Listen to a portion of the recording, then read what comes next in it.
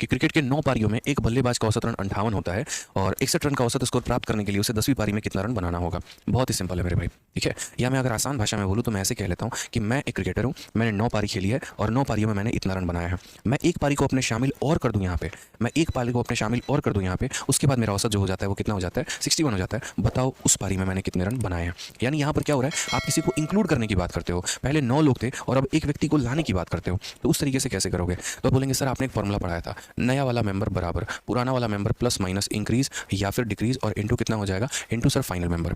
अब मैं आपको एक बात बोलता हूँ, मान लीजिए मेरे भाई, मान लीजिए क्या इस सवाल को देखिए, पहले हमारे पास कितने लोग थे या पहले कितनी पारी हमने खेली थी। तो पहले मेरे भाई हमने यहाँ पर जो है 9 पारियाँ खेली थी और 9 पारी का औसत हमारा कितना होता था, 58। एक पारी मैंने खेली और मेरा औसत हो गया 61। तो मुझे बताओ यहाँ पर मेरा ओल्ड वैल्यू कितना था। तो पहले मैं यहाँ पर कितना औसत होता था, 58, ठीक है। उसके बाद एक इनिंग खेलने के बाद जो मैंने एक पारी खेली है उसको खेलने के बाद मेरा वैल्यू बढ़ा है कि मेरा वैल्यू कम हो गया है। तो बोलोगे 58 से आप 61 पे आ गए हो, यानी आपकी वैल्यू बढ़ गई है।